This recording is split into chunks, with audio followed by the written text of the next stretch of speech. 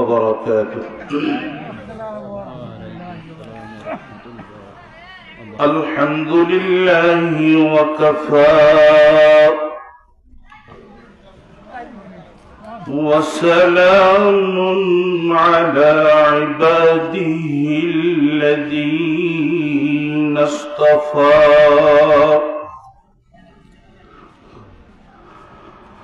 أما بعد فأعوذ بالله من الشيطان الرجيم.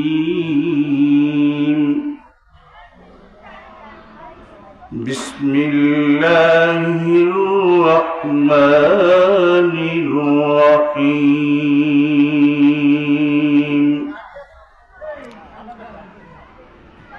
يا أيها الذين آمنوا اصبروا وصابروا ورابطوا واتقوا الله لعلكم تفلحون.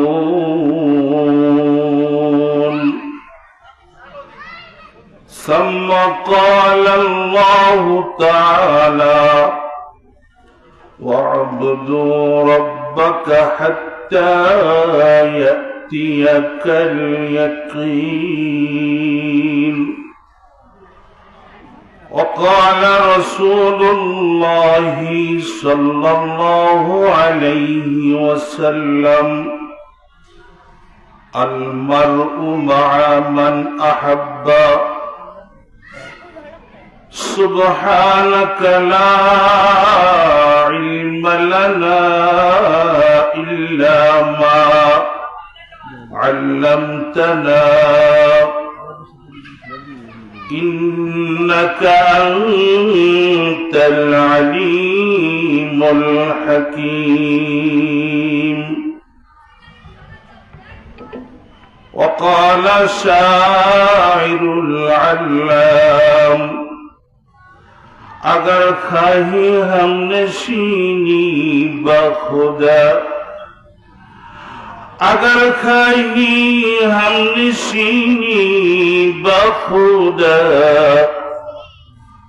گو نشیند در حضور اولیاء لا الہ الا اللہ.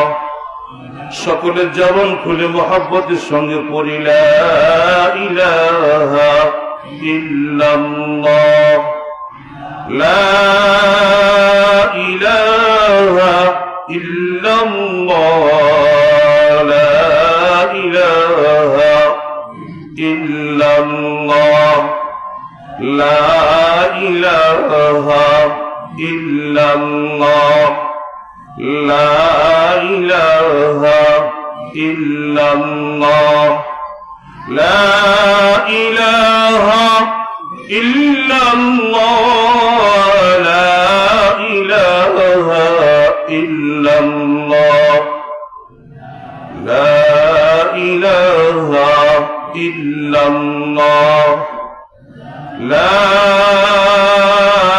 إله إلا الله محمد رسول الله صلى الله تعالى عليه وعلى آله وأصحابه وبارك وسلم وسلم تسليما كثيرا كثيرا. চরহাটঘাটা হিলফুল ফজল যুব সংঘের কর্তৃক আয়োজিত অধ্যকার মাহফিলের সম্মানিত সভাপতি দেগার হযরত উলামায়ে কেরাম, আমার সম্মুখে উপস্থিত আল্লাহ এবং আল্লাহ রসুলের মহব্বতের বান্দা এবং উম্মতেরা, পর্দার আড়ালে অবস্থানরত আমার মা ও বোনেরা, সর্বজ্ঞই মহান মালিকের দরবারে কালিমত শুকর আদায় করি, যে মহান মালিক অত্যাধিক দয়া করে মায়া করে ভালোবেসে কিছু সময়ের জন্য আমাদেরকে জান্নাতি পরিবেশে রহমতি সায়মানার নিচে অবস্থান করা, আলোচনা করা এবং শোনার তৌফিক এনায়েত করলেন। ওই মহান মালিকের দরবারে কালিমাতুশ শুকর আদায় করি, জবান করে বলি আলহামদুলিল্লাহ। অগণিত দুরূদ ও সালাম ওই নবীর প্রতি, যাহার কারণে আল্লাহ তাবারক ওয়া তাআলা আমাদেরকে কুরআনুল আযীমের মতো দৌলত দান করেছেন। এই জন্য সেই নবীর প্রতি পড়ি দুরূদ সাল্লাল্লাহু আলাইহি ওয়াসাল্লাম। সম্মানিত উপস্থিতি, আমরা সকলেই একটু খেয়াল করি, আমরা সকলেই কিন্তু অস্থায়ী জগতের বাসিন্দা। কথা বলেন, আমরা সকলে কি অস্থায়ী জগতের বাসিন্দা? এই যুবকেরা অত্যাধিক কষ্ট করে, অত্যাধিক পরিশ্রম করে কয়েকদিন যাবৎ পরিশ্রমের পর আজকের একটা ব্যবস্থাপনা করছে। হয়তো রাত 12টা বা 1টা পর্যন্ত চলবে, এরপর আর থাকবে না। এখানে একজনকেও পাওয়া যাবে না। কি বলেন, ঠিক কিনা? ঠিক পৃথিবীর অবস্থানটাও একদিন এরকম হবে, এই পৃথিবীতে কেউ থাকবে না। সুতরাং আমরা এইখানকার মতো একটু লক্ষ্য করে দেখি, কিছু সময়ের জন্য যেমন এখানে অবস্থান করতেছি, পৃথিবীটাও ঠিক আমাদের কিছু সময়ের জন্য অবস্থান। আপনি একটা ঢেলা, একটা মাটি, একটা ইটকে যত দূরেই জোরেই নিক্ষেপ করেন না কেন, কোন মন নয়, দেখবেন এক সময় ও মাটিতে আপনার কাছেই চলে আসবে। ঠিক আল্লাহ তাবারক ওয়া তাআলা আমাকে আপনাকে দুনিয়াতে পাঠিয়েছেন, আমাদের সকলের গন্তব্যই কিন্তু মাটির কবরের দিকে। কথা বলেন, ঠিক কিনা? যে যতদিন আল্লাহ পাক যতটুক সময় দিছে, ঢেলকে যত জোরে নিক্ষেপ করব, ওই নিক্ষেপের উপরে ঢেলটার অবস্থানের সময় হবে। আল্লাহ পাক আমার আপনার হায়াতটাও যতটুক নির্ধারণ করছে, ঠিক এত সময় আমি আপনি দুনিয়ার মধ্যে থাকব, এরপরে দুনিয়ার থেকে চলে যাব, স্থান হবে অন্ধকার কবর। এ কথাটাই আল্লাহর এক ওলি বলেন, কবরুসু নজর, কবরুসু কদম সুয়ে মারকাত, নজর সুয়ে দুনিয়া, কহা যা রহা হ্যায় কহা দেখ রহা। বলতেছে, পৃথিবীর মানুষ, তোমার কদম তো তোমাকে কবরের দিকে নিয়ে যাচ্ছে। কথা বলেন, ঠিক কিনা? আমি এক কদম অগ্রসর হইতেছি, এক কদমই আমার পাওটা আমাকে কবরের দিকে নিয়ে যাচ্ছে।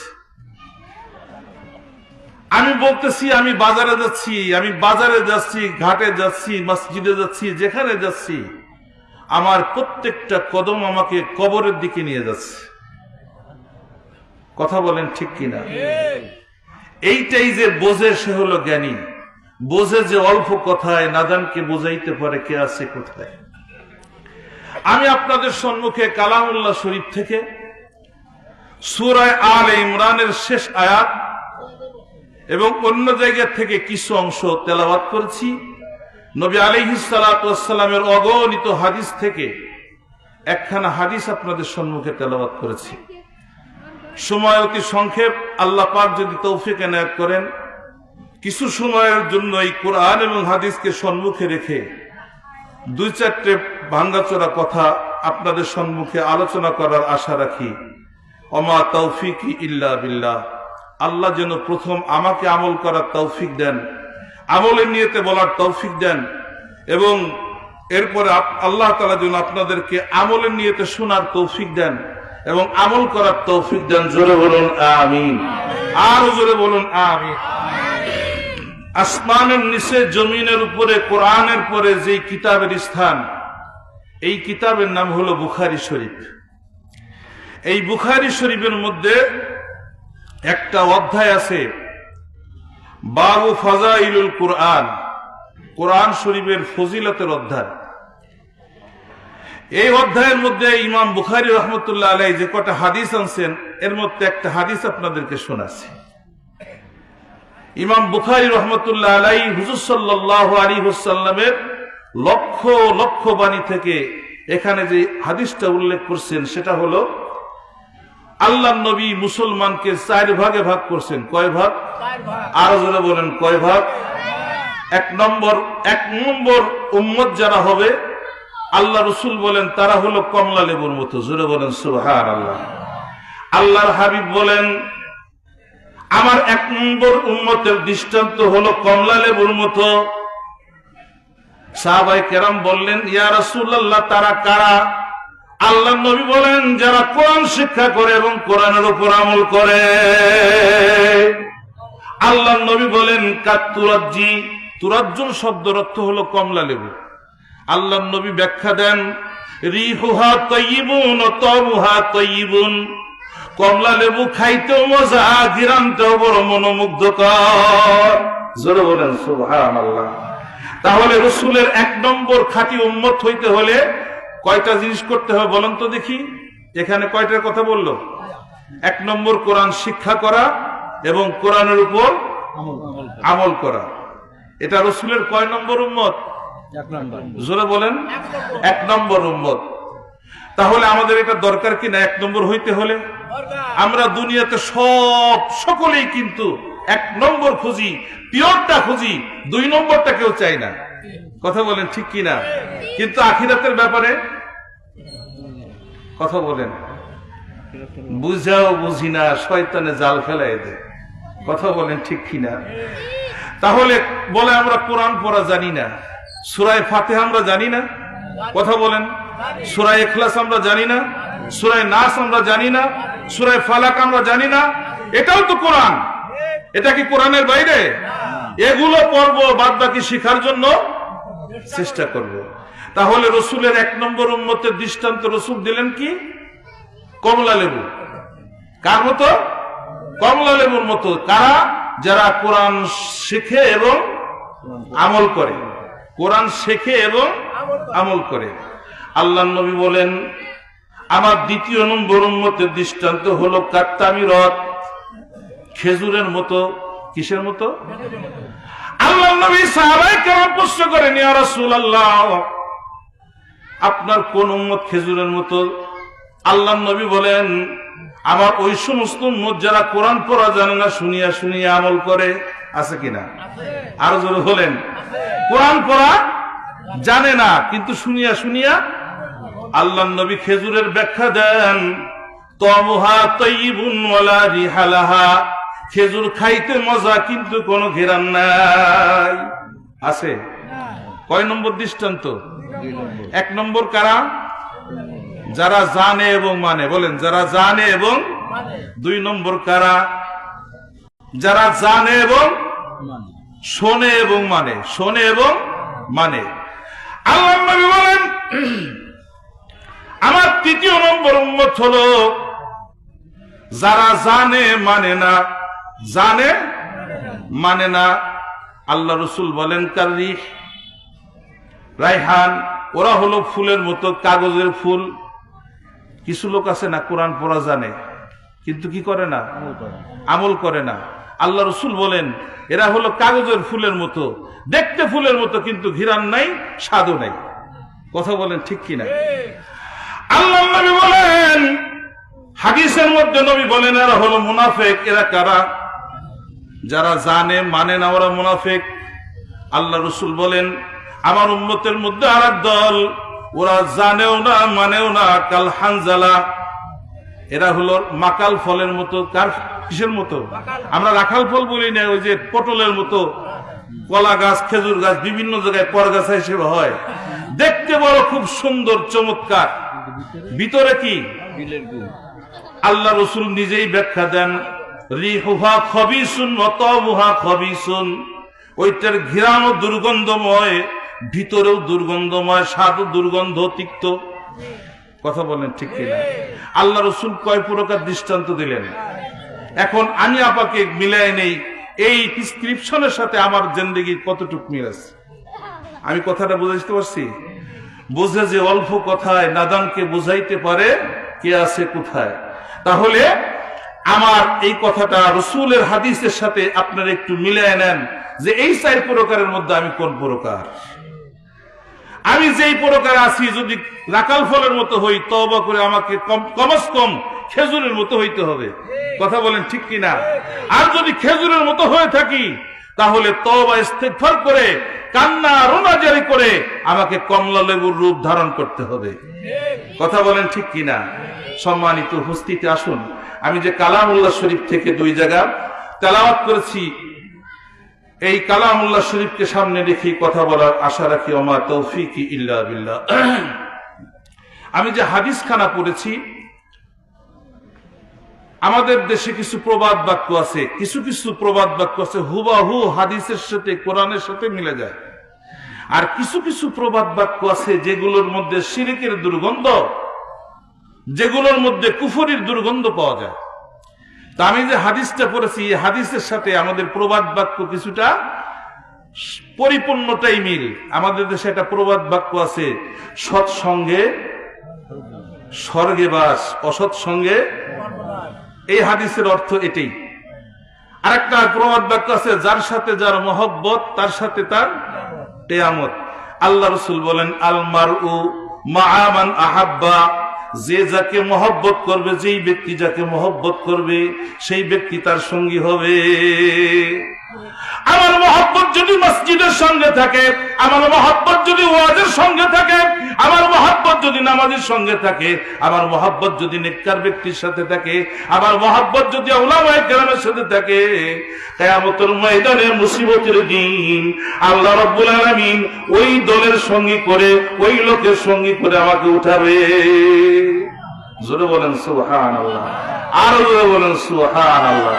সৎ সঙ্গে কথা বলেন, কথা বলেন, কথা বলেন। সৎ সঙ্গে স্বর্গে বাস, অসৎ সঙ্গে। কথাটা বিশ্বাস হয়? বিশ্বাস হয়? 1 নম্বর প্রমাণ নেন, কারণ কথা হবে কোরআন হাদিস ইজমা কিয়াস থেকে 4টে দলিল শরীয়তের। 1 নম্বর দলিল হলো কোরআন। আমরা একটু খুঁজে নেই কোরআনুল কারীমের মধ্যে কোন দৃষ্টান্ত আছে নাকি। আল্লাহ রাব্বুল আলামিন 114টা সূরা দ্বারা পুরা কোরআনকে সাজাইছেন। এর মধ্যে একটা সূরার নাম দিয়েছে সূরাতুল কাহাফ। নাম শুনছেন? সূরাতুল কাহাফ। এই সূরাতুল কাহাফের মধ্যে আল্লাহ তাআলা 3টে বিষয়কর আলোচনা করেছেন। 1 নম্বর আলোচনা হলো এই সূরার মধ্যে 4 অথবা 6 অথবা 8 জন যুবকের কথা আর একটা কুকুরের কথা উল্লেখ করছেন। জোরে বলেন সুবহানাল্লাহ। मोहब्बत एक अजीब शय है, बयान करना नामुमकिन है। मोहब्बत एक अजीब शय है, बयान करना नामुमकिन है। न मरता है न जीता है, रहमत है करीम। मोहब्बत एमन একটা জিনিস, मोहब्बत মানুষকে শেষ পর্যন্ত পৌঁছায় দেয়। একটু খেয়াল করে দেখেন, ফ্যান ঘোরে, মোটর ঘোরে, ঘোরায় কিসে? চুম্বক আছে না ভিতরে? কথা বলেন। আল্লাহ গোটা পৃথিবীটাকে তার মহব্বতের চম্বক দিয়ে গোটা পৃথিবীকে আল্লাহ ঘোরাচ্ছে। একটা মাকড় তার পুরা জিন্দেগিটাকে শেষ করে দেয় বাচ্চার জন্য। কথা বলেন ঠিক কিনা? মাকড় যখন বাচ্চাগুলো ফুটে বের হয়, মাকড়ের অস্তিত্ব থাকে? শুধু খোসাটা পড়ে থাকে। কার নিদর্শন? কথা বলেন। কার মহব্বত? কার মহব্বত? আল্লাহ আল্লাহ আল্লাহ আল্লাহ আল্লাহর মহব্বত। আল্লাহর কুদরত বড় বুঝা বড় কঠিন। বনে থাকে বন বাদুরি, সাউতাকে তার বুকে রে, সারাদিন রয় ঝুলিয়া, দেয় না তাকে ফেলে রে। কথা বলেন ঠিক কিনা? বাদুর গুলো মাথা নিচে পাও ভরে দিয়ে সারাদিন ঝুলে থাকে বাচ্চাগুলো নিয়ে, বাচ্চাকে ফেলে না। কার নিদর্শন? কার মহব্বত? মহব্বত মানুষকে, শুধু মানুষকে নয়, জীব জন্তুকেও আল্লাহ পর্যন্ত পৌঁছায় দেয়, খাঁটি মহব্বত যদি হয়। যেহেতু আমার সময় কম, সেহেতু আমি আমার আলোচনা অন্যদিকে নিব না। একটু খেয়াল করেন, আল্লাহ রাব্বুল আলামিন 7 অথবা 6 অথবা 4 জন যুবকের কথাই সূরার মধ্যে উল্লেখ করছেন, যাদেরকে আল্লাহ পাক রব্বুল আলামিন আসহাবে কাহাফ বলে উল্লেখ করছেন। কাহাফ শব্দের অর্থ হলো গুহা, আসহাব বসবাসকারী, গুহায় বসবাসকারী। এই 7টা যুবক এই সময় যে জালেম বাদশা ছিল তার নাম ছিল দাকি ইউনুস। এই দাকি ইউনুস ওই সময় তার রাষ্ট্রের সকলকে বাধ্য করছে তার দাসত্ব করার জন্য আর সূর্যের পূজা করার জন্য। এই 7-4 অথবা 6 জন যুবক, এরা একমাত্র কেবলমাত্র শুধুমাত্র আল্লাহকে প্রভু বলে স্বীকার করার কারণে তাদের রাজপ্রাসাদ থেকে বের হয়ে বাড়ি গাড়ি সব ছেড়ে একে একে গোপনে গোপনে রওনা হয়েছে ওই গুহার দিকে।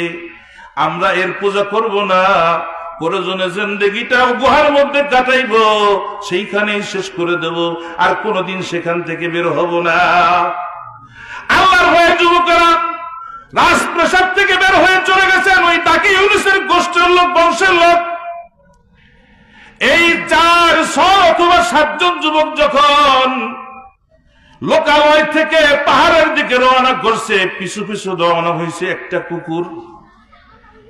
জীবজন্তু কিন্তু অনেক কিছু বোঝে যেটা আমি আপনি বুঝি না। আল্লাহ পাক ওদেরকে উপলব্ধি করার ক্ষমতা দিয়েছে, ওরা বলতে পারে না, আমি আপনি বলতে পারি। সময় সময় আল্লাহ তাআলা বলাইছেন পশু পাখি দিয়ে, কুকুর দিয়ে বলাইছেন। এই 3-4 অথবা 6 অথবা 7 জন যুবক যখন একসাথে পরামর্শ করি একে একে যখন রওনা হলো, চলো যাই, জিন্দেগিটা পাহাড়ে কাটায় দেব, জঙ্গলে কাটায় দেব, তবু মাওলার নাফরমানি করব না, এক আল্লাহর দাসত্ব করব, এক আল্লাহকেই মানি, অন্য কারো দাসত্ব করব না। ঈমান বাঁচানোর রক্ষা, ঈমান বাঁচানোর তাগিদে যখন এই 6টা যুবক বা 7টা যুবক আল্লাহর রাস্তায় রওনা হয়েছে, একটা কুকুর তাদের পশ্চাৎ ধাবন করছে, পিছে পিছে চলা শুরু করছে। মাঝে মাঝে এই যুবকেরা ধাওয়া দেয় আর বলে এই কুকুরের কারণে হয়তো আমাদের সন্ধান পেয়ে যাবে, এই কুকুরটা আমাদের সন্ধান দিয়ে দেবে, মনে বড় ভয়। মাঝে মাঝে এক একজন তাওয়া দেয়, এক একবার তারা দেয়। যখন 7 জনের মধ্যে একটা বিরক্তি ভাব এসে গেল, না জানি এই কুকুরের কারণে আমাদের শেষ আশাটাও নষ্ট হয়ে যায়। যুবকগুলো যখন পেরেশান হয়ে গেল, আল্লাহ রাব্বুল আলামিন বলেন, বান্দার চেষ্টা যখন শেষ আমার রহমত তখন শুরু। জোরে বলেন সুবহানাল্লাহ। এই যুবকগুলো যখন পেরেশানির মধ্যে পড়ে গেল, না জানি জিন্দেগির শেষ আশাটাও মনে হয় আমাদের পূরণ হবে না, আমাদের মৌত মনে হয় ঈমানি মৌত হবে না, আমাদের মৌত মনে হয় জাহেলিয়াতের মৌত হবে। আল্লাহ তুমি আমাদের ঈমানি মৌত দাও, আল্লাহ তুমি আমাদের আশা পূর্ণ করে দাও। বলুন তো, যেটা কেউ শোনে না সেটা শুনে কে? একটু জবান খুলে সবাই বলেন আল্লাহ। আল্লাহকে যে আল্লাহ বলে ডাক দেয়, সঙ্গে সঙ্গে 4000 নেকি তার আমলনামার মধ্যে দিয়ে দেওয়া হয়। যেটা কেউ শোনে না সেটা শোনে কে? যেটা কেউ দেখে না সেটা দেখে কে? যেটা কেউ দেয় না সেটা দেয় কে? আল্লাহ। আল্লাহ আল্লাহ দেয়, আল্লাহ দেখেন, আল্লাহ শুনেন। যুবকগুলো যখন বিব্রত হয়ে গেল, অত্যাধিক পেরেশানির মধ্যে পড়ে গেল, টেনশন করতেছিল, হয়তো আমাদের শেষ আশা আর পূরণ হবে না। বারবার কুকুরকে যখন ধাওয়া করে, হঠাৎ করে কুকুর আকাশের দিকে তাকায়, কেন ঘেউ ঘেউ করে শব্দ করে। যুবকগুলো তাকায় দেখে, দেখো রে, আমাদের কারণে মনে হয় কুকুর আল্লাহর কাছে কি বলতেছে। হঠাৎ করে কুকুর সালাম দেয় যুবকদেরকে, আল্লাহু আকবার বলেন। কদরে কুদরত দারি বরকামাল, আনতা হাসবি আনতা রব্বি যু জালাল। কদরে কুদরত দারি হর সে কাহি আকুনি, মুর্দারাও জান বেজা জিন্দারা মুর্দা কুনি। ইন্নাল্লাহ আলা কুল্লি শাইইন কাদির।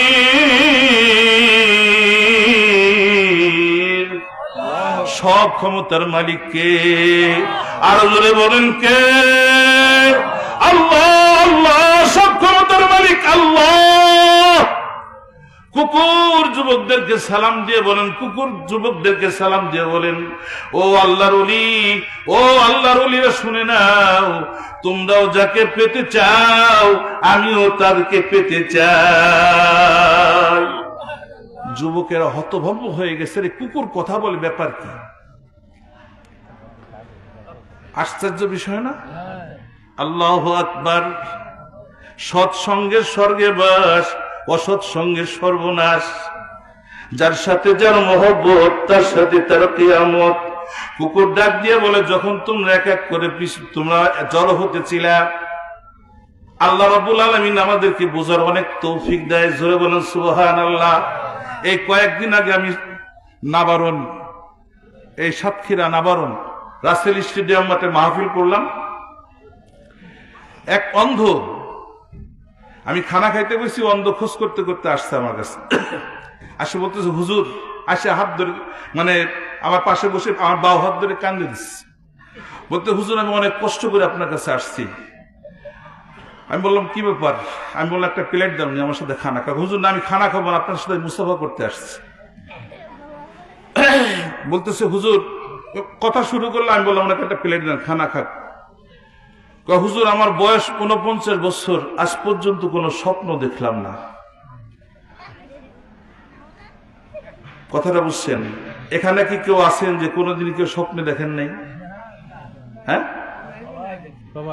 কেন দেখতেছেন? কারণ আমাদের চোখ আছে। কথা বলেন ঠিক কিনা?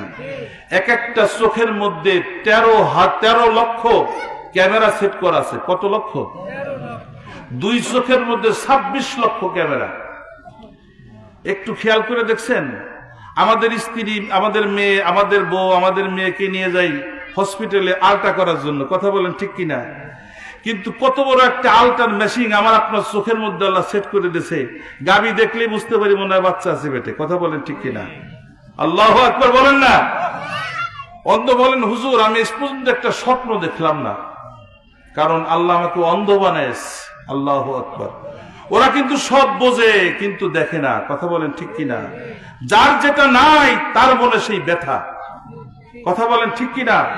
কুকুর ডাক দিয়ে বলতেছেন যে, তোমরা যখন একত্রিত হয়ে রওনা হইলে আমি সব বুঝি, তখন আমি তোমাদের পশ্চাৎ ধাবন করলাম, কারণ তোমরাও যাকে পাইতে চাও আমিও তাকে পাইতে চাই। আল্লাহু আকবার। আল্লাহর নবী বলেন, একটা কুকুর জান্নাতে যাবে, সেই কুকুরটাই হলো আসহাবে কাহাবের কুকুর। মুজাদ্দিদে মিল্লাত আশরাফ আলী থানভী রাহমাতুল্লাহ আলাইহি বয়ান করতেছিলেন।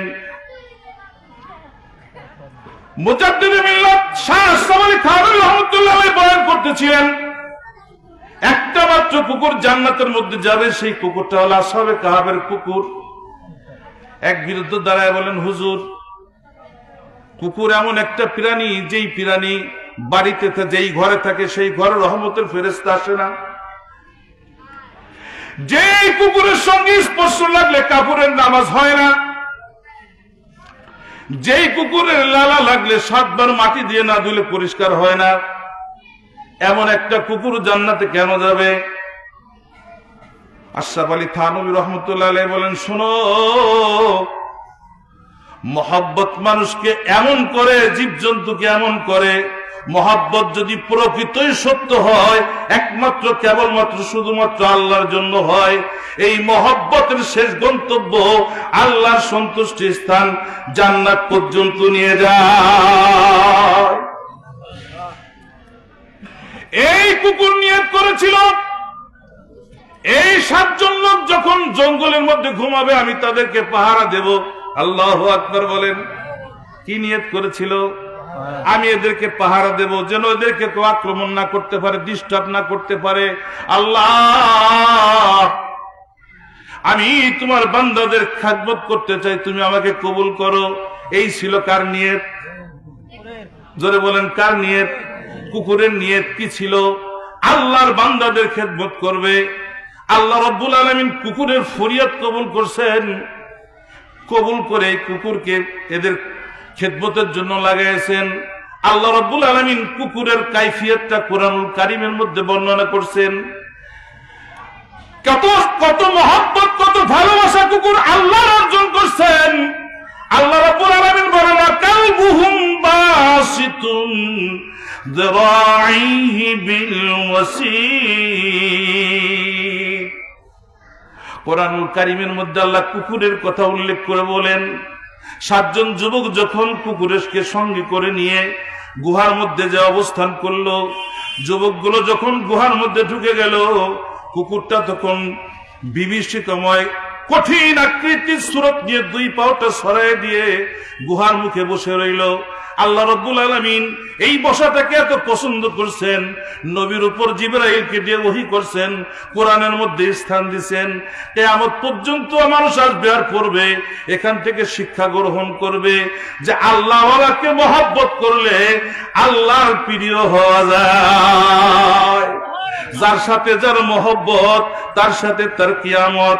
আশরাফ আলী থানভী রহমতুল্লাহ আলাইহি বলেন, আল্লাহ রাব্বুল আলামিন ওই কুকুরকে যখন জান্নাতে দিবেন তখন কুকুরকে কুকুরের আকৃতি রাখবেন না, তখন কুকুরকে আল্লাহ মানুষের আকৃতি বানিয়ে দিবেন। আশরাফ আলী থানভী রহমতুল্লাহ আলাইহি আরেকটা জবাব দেন, শুনো, কোন অন্ধ মানুষ তো জান্নাতে যাইবে না, কোন লুলা মানুষ তো জান্নাতে যাবে না, আতুর মানুষ তো জান্নাতে যাবে না, বৃদ্ধ মানুষ তো জান্নাতে যাবে না, বুড়া মানুষ তো জান্নাতে যাবে না, কালো মানুষ তো জান্নাতে যাবে না। তাহলে দুনিয়ার অন্ধরা কি জান্নাত পাবে না? কালোরা কি জান্নাত পাবে না?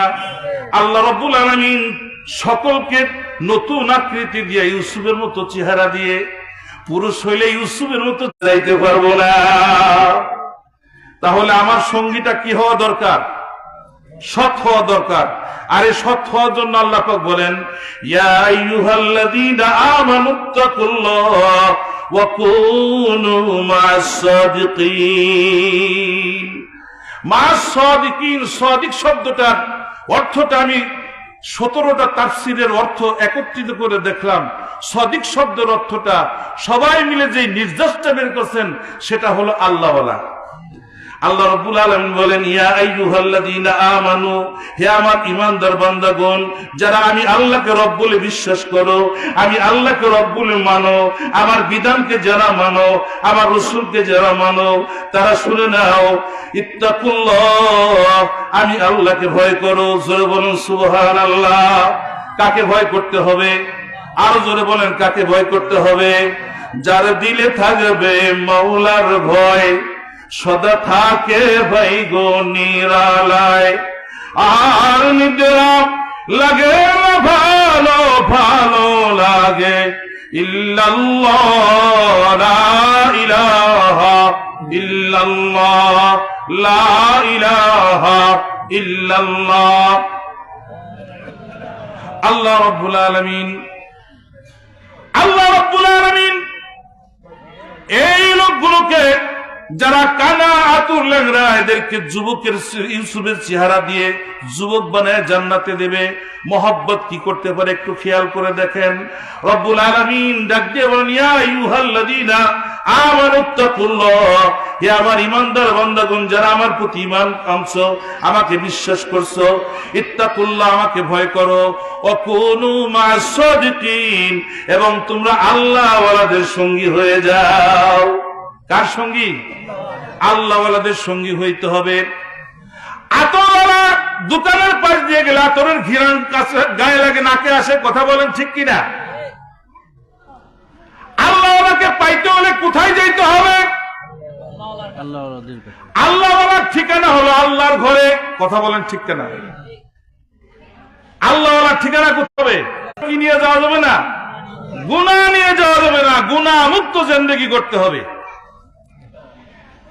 এই জন্য আমি যে আয়াতে কারিমা তেলাওয়াত করেছি তার অর্থটা একটু শুনি, এরপরে সামনে কথাটা বলেই ইনশাআল্লাহ আপনাদের থেকে বিদায় নেব।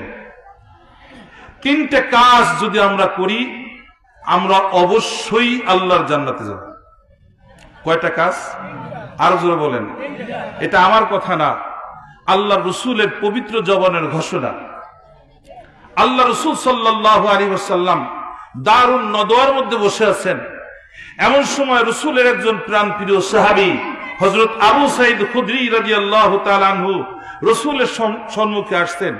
আসে বলতেছেন, ইয়া রাসূলুল্লাহ সাল্লাল্লাহু আলাইহি ওয়াসাল্লাম, নবীর নাম শুনলে, নবীর মহব্বত মুখে উচ্চারণ করলেই দুরূদ পড়তে হয়। কি পড়তে হয়? আর জোরে বলেন, কি পড়তে হয়? দুরূদ পড়লে সাথে সাথে 7টা লাভ। 1 নম্বর লাভ হলো সাল্লাল্লাহু আলাইহি ওয়াসাল্লাম এই ওয়াসাল্লাম বললে দুই ঠোঁট একত্রিত হওয়ার আগে এই দুরূদ রাসূল, এই জন্য বেশি বেশি করে কি করতে হবে? দুরূদ পড়তে হবে। আবু সাঈদ খুদরি বলেন, ইয়া রাসূলুল্লাহ, আমাকে সহজসাধ্য কিছু আমল বলে দেন, যে আমল করলে আমি জান্নাতে যাইতে পারবো। আল্লাহ রাসূল চক্ষু দুটো বন্ধ করে একটু চিন্তা করলেন, মাথাটা তুললেন, ডাক দিয়ে বলেন, আবু সাঈদ রে, এই প্রশ্নটা তো তোমার একার নয়, এই প্রশ্নটা আমার কিয়ামত পর্যন্ত আনেওয়ালা উম্মতের। কার? জোরে বলেন। কিয়ামত পর্যন্ত যত উম্মত আসবে সমস্ত উম্মতই তো জান্নাতে যাইতে চাবে। তাহলে আমার উম্মত যারা কিয়ামত পর্যন্ত আসবে সকলের একটাই প্রশ্ন, আবু সাঈদ খুদরি তুমি শুনে নাও। যেই ব্যক্তি এখানে বলে নাই যে এইটা করলে, তা বলে নাই। রাসূল বলেন, মান আকালা হালালান তিবান, যেই ব্যক্তি জান্নাতের বাসিন্দা হইতে চায়, 1 নম্বর শর্ত হলো তার হালাল খাদ্য হইতে হবে। কি খাদ্য? আর জোরে বলেন। কালকে মসজিদের মধ্যে এক পুলিশ অফিসার, বর্তমান মানিকগঞ্জে আছে, বেড়াইতে আসছে খালু বাড়ি, বলে হুজুর 32,000 টাকা বেতন পাই, কিন্তু সংসার তো চলতেছে না এদিক সেদিক না করলে। আপনার এখান থেকে কত দেয়? আমি কি আমার এখান থেকে যা দেয় আল্লাহ পাক আমার খুব ভালো চালায়, আল্লাহ আমাকে খুব ভালো চালায়। 32,000 টাকা পান, তারপরে সংসার চলবে না কেন? এদিক সেদিক না করলে। কারণ অভ্যাস যে এদিক সেদিক করার। কথা বলেন ঠিক কিনা? অভ্যাস হলে এদিক সেদিক করার। জান্নাতে যাইতে হলে 1 নম্বর শর্ত হলো খাদ্যটা কি হতে হবে? হালাল খাদ্য হইতে হবে। নাপাক নিয়ে মসজিদে যেমন ঢোকা যায় না, নাপাক নিয়ে নামাজ পড়লে যেমন নামাজ হয় না, হালাল খাদ্য না হলে কশ্চিন কালে ওই শরীর জান্নাতে যাবে না। আল্লাহ রাসূল 1 নম্বর শর্ত দিয়েছেন, এই হালাল খাদ্য নিয়ে যদি বক্তৃতা করতে যাই সর্বনিম্ন 5 থেকে 6 ঘন্টা দরকার। কারণ এই খাদ্যর জন্যই দুইটা ভালো খাবে, একটু ভালো থাকবে, এর জন্যই মানুষ 2 নম্বরই করে। কথা বলেন ঠিক কিনা? মালে ভেজাল দেয়, আইল ঠেলে, মানুষের মাথায় বাড়ি দেয়, মানুষের তা জোর করে নেয়। কথা বলেন ঠিক না বেঠিক? যত আকাম করে কলমের খুঁচায় দেখায়, একমাত্র একটু ভালো খাবে আর একটু ভালো থাকবে, এই তো। যারা এগুলো করে না তারা ভালো খায় না, তারা ভালো খায়। আর যারা কামাই করে ওরা তাকায় তাকায় দেখে। কারণ কোটি কোটি টাকা কামাই করছে অবৈধভাবে, খাওয়ার তৌফিক হয় না, ওর ডায়াবেটিসের রোগী খাবে কি? কথা বলেন ঠিক না বেঠিক?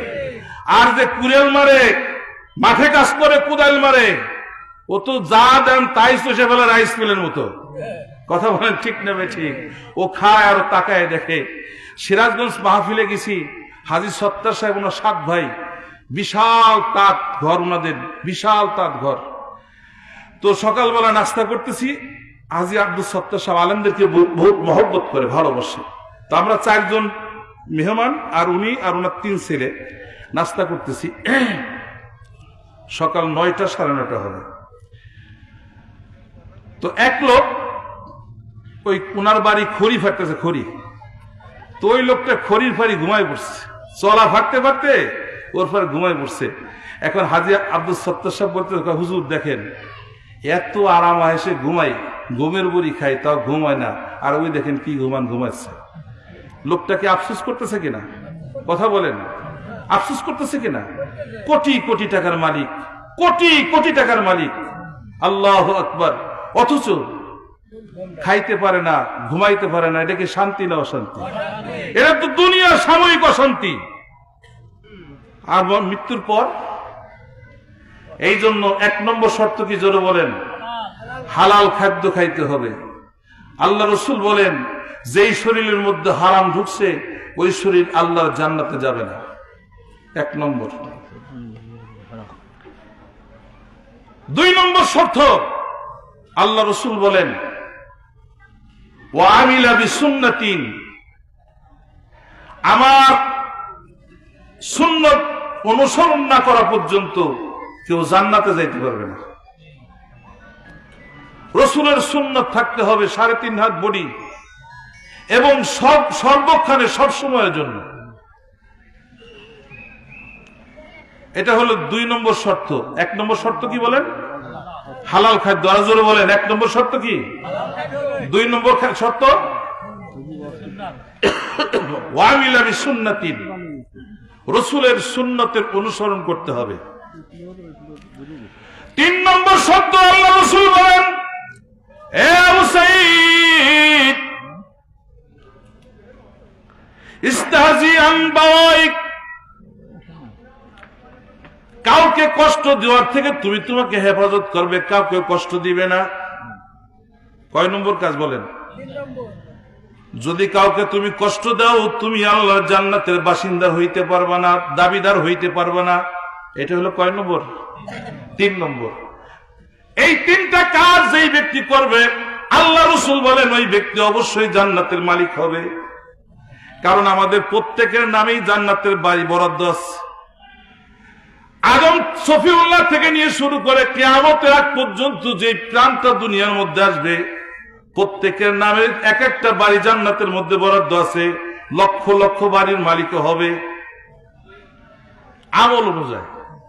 এই জান্নাতের মালিক হওয়ার জন্য আল্লাহ রাসূল কয়টা শর্ত দিলেন? 1 নম্বরে কি বলেন? 2 নম্বরে কি? হ্যাঁ, প্রত্যেকটা কাজে রাসূলের সুন্নতের অনুসরণ। যে মানিবে সুন্নত সেই হবে নবীর উম্মত, যে হবে নবীর উম্মত তার জন্যই আল্লাহর জান্নাত।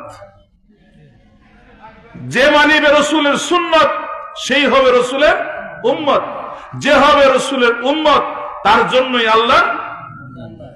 আর কারো দিলে কষ্ট দেওয়া, কাউকে কষ্ট দেওয়া যাবে না।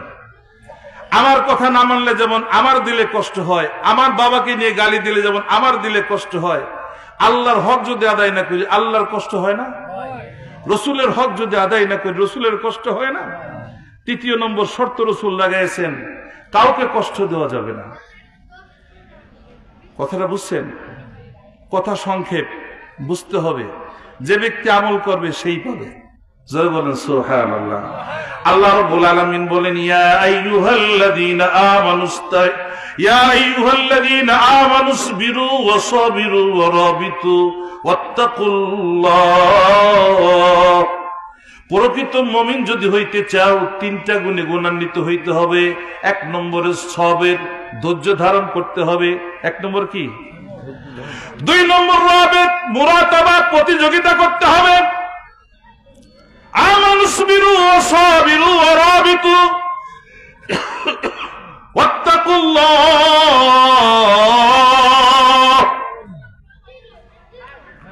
ধৈর্য ধারণ করতে হবে আল্লাহর উপর ভরসা করে, আল্লাহকে ভয় করে। প্রতিযোগিতা করতে হবে আল্লাহকে ভয় করে। ভাই, সবর আনিল মাসিয়া, গুনার উপর ধৈর্য ধারণ করা। নুজহাতুল বাসাতির কিতাবের মধ্যে লেখা, এক ডাকাত সর্দার ডাকাতি করার জন্য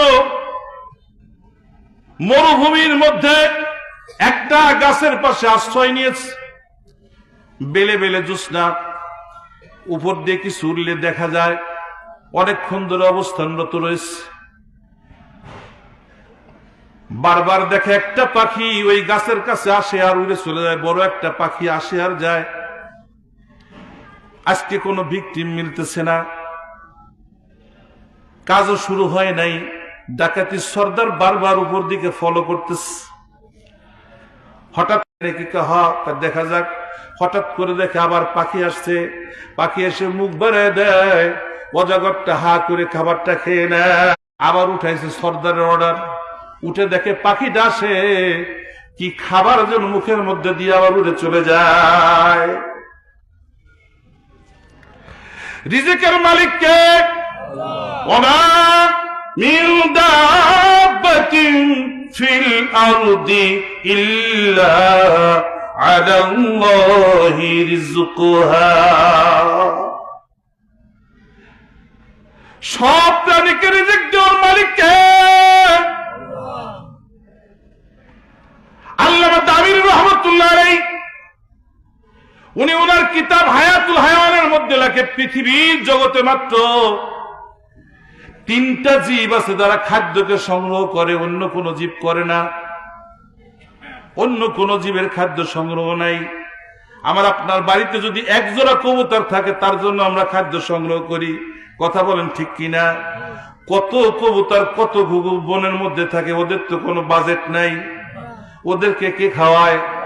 আপনার চাইতে মনে হয় ওদের চেহারা খারাপ। আমার আপনার বাড়ি যদি একটা ছাগল থাকে ওর জন্য আলাদা বাজেট থাকে, কথা বলেন। অথচ আমার আপনার বাড়ি কত কুকুর থাকে, ওদের জন্য তো কোনো বাজেট নেই। আপনার ছাগলের চাইতে কি কুকুরের স্বাস্থ্য খারাপ? রিজিকের মালিক কে? আরো জোরে বলেন কে? গাগাদারা মুলক বখশি গাহে সাহারা সুগাদা, গাগাদারা মুলক বখশি গাহে সাহারা সুগাদা, আজ বরায়ে নিমুনানে দরবদর হয় রাখুনি।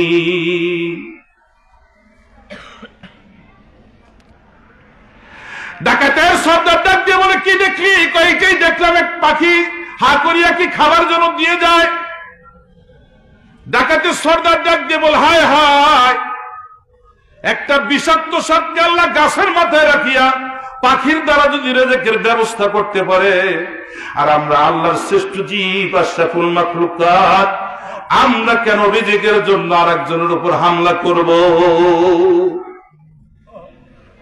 ওই আল্লাহ যদি সাপকে খাবার দিতে পারে, আমাকেও দিতে পারবে। জোরে বলেন আল্লাহু আকবার। ডাকাতের সর্দার ডাক দিয়ে বলেন, দেখো আমি এতদিন পর্যন্ত না বুঝিয়ে অন্যায় করছি, অপরাধ করছি। আমার এই অন্যায় ভার আমার স্ত্রী নেবে না, আমার ছেলে নেবে না। আমার আজকে বুঝে আসছে, সাপকে যদি আল্লাহ পাখির মাধ্যমে খাওয়াইতে পারে, আমার মতো ডাকাতকেও আল্লাহ ঘরে বসায় খাওয়াইতে পারে। জয় বলেন আল্লাহু আকবার। আমি আর ডাকাতি করবো না, এই তোদের অস্ত্র নে। ডাকাতের সাথে কিছু সদস্য তারাও বলতেছে, ঠিক আছে, আমরাও আজকে থেকে অস্ত্র বিরতি দিলাম।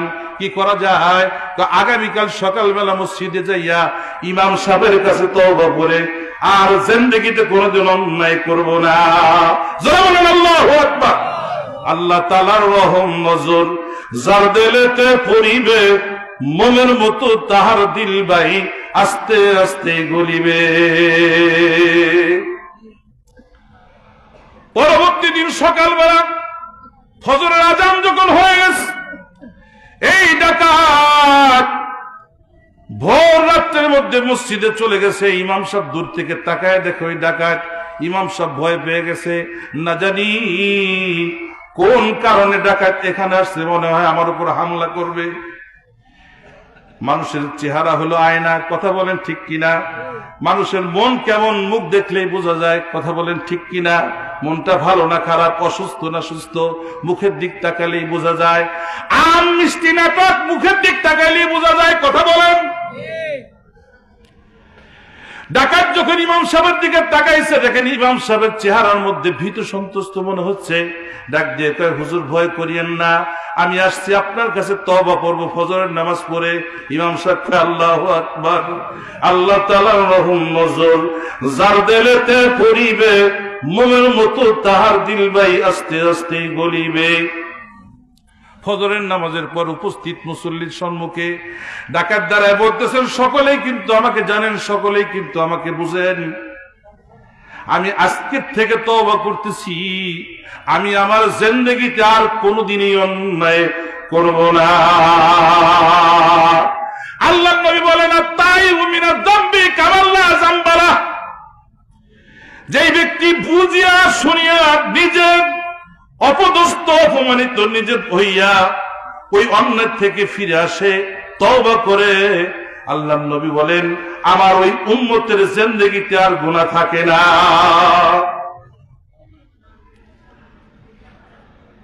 ডাকাত যখন তওবা করে বাড়িতে গেছে, স্ত্রীকে ডাক দিয়ে বলতেছেন, এতদিন তোমাকে ভালো খাওয়াইছি, ভালো পড়াইছি, আজ থেকে আমি অন্য কর্ম করব, আর কোনোদিন ডাকাতি করব না। স্ত্রী বলে আলহামদুলিল্লাহ, রাজি হয়ে গেছে। আল্লাহ রাব্বুল আলামিন ফ্যামিলির সকলের মধ্যে মনটা পরিবর্তন করে দিছে।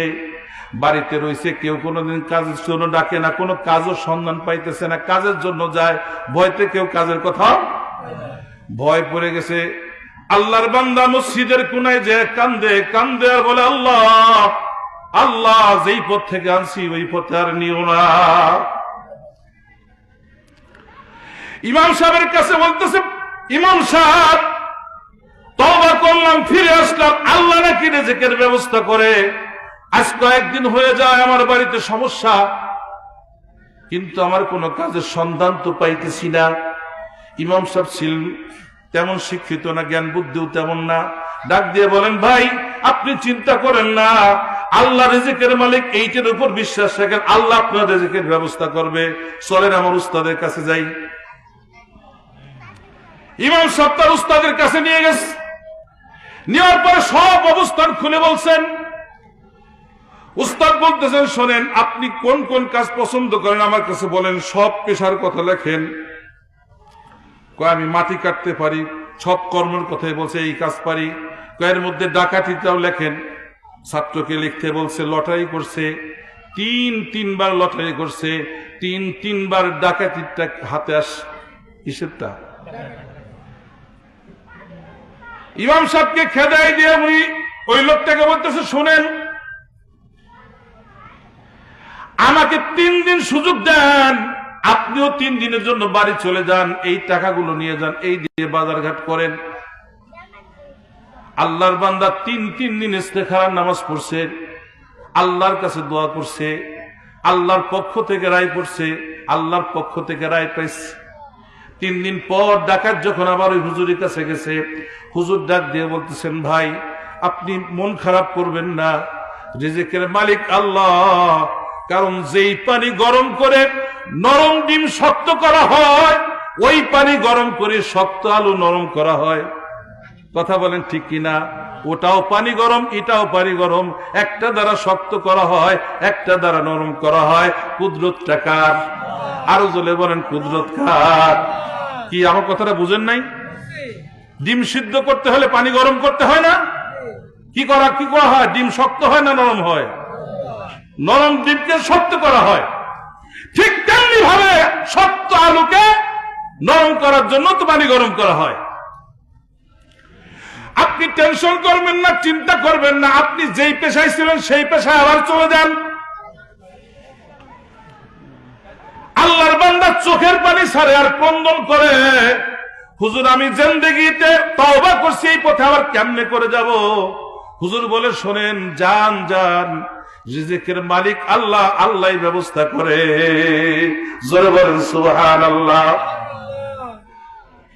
এই ব্যক্তি বাড়ি যায়, স্ত্রীর কাছে কান্না করে আর বলে, চাইছিলাম ভালো হওয়ার জন্য, হলো না, কোথাও কোনো কাজের সন্ধান পাইলাম না, গিয়েছিলাম হুজুরের কাছে, হুজুর কিছু সাহায্য করলো, আজকেও তো লাস্টে হুজুর নিরুপায় হয়ে আমাকে এই বুদ্ধি দিল। স্ত্রী বলে, ঠিক আছে, হুজুরের কথাটাই মানেন, যান। আজকে আল্লাহর বান্দা একটা ডেগা হাতে করে নিয়ে মরুভূমির ভিতর দিয়ে রাস্তার পাশ দিয়ে ঘুরতেছে। কিছুক্ষণ পর দেখে 2-3টা লোক দেখা যায়, ওনাকে ধমক দিয়ে, গায়ে তুমি কোথায় যাও? কয়, আমি তো এখানে আসছি। কিসের জন্য? আমাকে জন্য। দেখবেন যার সাথে যার মহব্বত, ওদের যে পেশার লোক দেখলেই চিনে ফেলে। আমার মধুখালীতে প্রজেক্ট ছিল তো, আমি দূর দূরান্ত থেকে লোক নিয়ে আসতাম। ওই 2-3 মাস রাখার পরে গাঁজা খাওয়া শুরু করতাম। পাবনা, সিরাজগঞ্জ, বগুড়া, নওগাঁ এই এলাকা থেকে নিয়ে আসতাম, রংপুর। ওই আনার পর 2-3 মাস ভালো থাকে, এরপর ওরা মিশে যায়, দেখলেই বোঝে যে ওরা ওই পথের লোক। কথাটা বুঝছেন তো? এই লোক ঘুরতেছে, গায়ে তুই কিসের জন্য আসছিস? বুঝতেছে না, হাতে কি দেখো না? তাই নাই কাকা, ঠিক আছে, তা আমাদের সাথে নেকাই, না তোমাদের সাথে যদি নাও আসি, ঠিক আছে। তার লোকের সংখ্যা হলো 4 জন। কয়জন? কিছুক্ষণ পরে একটা ভিকটিম বাজার থেকে নিয়ে বাড়িতে যাচ্ছে। এক বাবার এক ছেলে, অডল সম্পদের মালিক। আসার সাথেই তাকে ধরছে, হাত পাও বাঁধছে, ওকে বলে জবাই করো, তোকে ডেগা মারো, বলো তাড়াতাড়ি ডেগা মারো। ও কান্দে আর চোখের পানি ছেড়ে মনে মনে অনুতপ্ত হচ্ছে, জিন্দেগিতে যেই কাজের জন্য তওবা করছি সেই কাজ কেমনে করি, আজকে কাজ উল্টাই দেব। এদিক ডেগা নামে এক ডাকাতকে ডেগা মারছে, আর 2টা ঝাড়ে ধর, আর 2টা ঝাড়ে ধর, মরছি রে, আজকে মনে আজরাইল আইছে আমাদের সাথে। এই ব্যক্তিকে টাইনে উঠে হাতের রশিগুলো কেটে দিচ্ছে, কেটে দিয়ে কয়, আপনার বাড়ি কোন দিক? কয় দিক? চলেন যাই। এই ব্যক্তি বাড়ি যায় জোরে ধরে কান্দার বলে, ভাই আজকেই মনে আমার শেষ দিন ছিল, আমার দুনিয়ায় কোনো ভাই নাই, আমি একমাত্র বাবার সন্তান, অডল সম্পদের মালিক আমি বুঝছি আজকে আমার জিন্দেগির শেষ দিন ছিল, আর মনে হয় এই বাড়ির মুখ দেখতাম না, এই সম্পদ আমি পাইতাম না। আপনি আমাকে যে উপকার করছেন, আপনি আমার জোরের ভাই, আজ থেকে আপনি আমার বাড়িতে থাকবেন, আপনার ফ্যামিলির লোক নিয়ে আসবেন, আমার কিছু সম্পদ আমি আপনাকে দিয়ে দেব। জোরে জোরে বলেন সুবহানাল্লাহ। রিজিকের মালিক কে? আরো জোরে বলেন কে? হালাল পথে না হারাম পথে? আল্লাহ ইচ্ছা করলে অন্যায় পথেও নিয়েও হালাল ভাবে খাওয়াইতে পারে। কথা বলেন ঠিক কিনা? আরো জোরে বলেন ঠিক কিনা? সবর আনিল মাসি, গুনাহ থেকে সবর করা, ধৈর্য ধারণ করা। সাবিরু ওয়া রাবিতু, মুরাতাবা করা, রাবিতা করা, প্রতিযোগিতা করা। আল্লাহ নবী মুহাম্মদুর রাসূলুল্লাহ সাল্লাল্লাহু আলাইহি ওয়াসাল্লাম যতদিন দুনিয়ার জিন্দেগিতে ছিলেন, শেষ জামানায় তো যুদ্ধগুলো হয়েছে।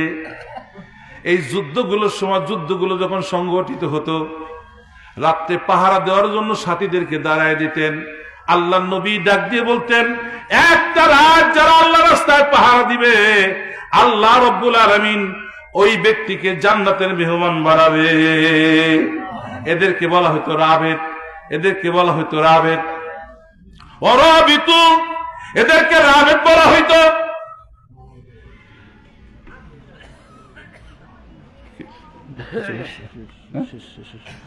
সম্মানিত উপস্থিতি, যেহেতু নিয়ম নীতি আমরা সকলেই এটাকে মানব, শ্রদ্ধা করব, আমার সময় শেষ। আমি আপনাদের সম্মুখে বিক্ষিপ্ত আলোচনা রেখে আপনাদের থেকে বিদায় নিচ্ছি। আসসালামু আলাইকুম ওয়া রাহমাতুল্লাহ। আল্লাহ যেন আমাদের প্রত্যেককেই নেক কাজ করার তৌফিক দান করে, হালাল খাদ্য খাওয়ার তৌফিক দান করে, প্রত্যেকটা কাজে যেন আল্লাহকে ভয় করার তৌফিক দান করে। আসসালামু আলাইকুম ওয়া রাহমাতুল্লাহি ওয়া বারাকাতুহু। আসসালাম।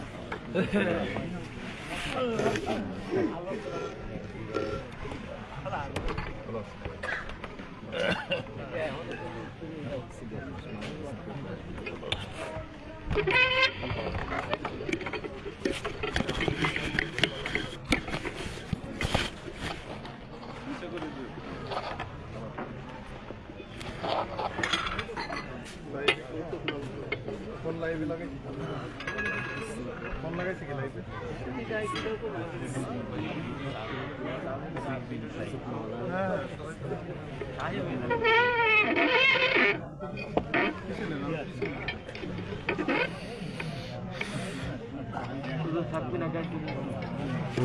দুটো এক জায়গা করতে দেবে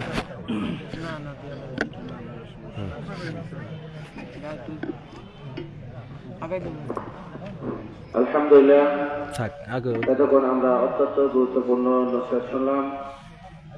যে নসিহতগুলো শুনলাম, আল্লাহ পাক রব্বুল আলামিন আমাদের সবাইকে এই নসিহতগুলোর উপর আমল করতে তৌফিক দান করুন। আলহামদুলিল্লাহ, আলহামদুলিল্লাহ। এই পর্যায়ে আমাদের মাঝে কোরআন ও হাদিস থেকে মহামূল্যবান নসিহত পেশ করবেন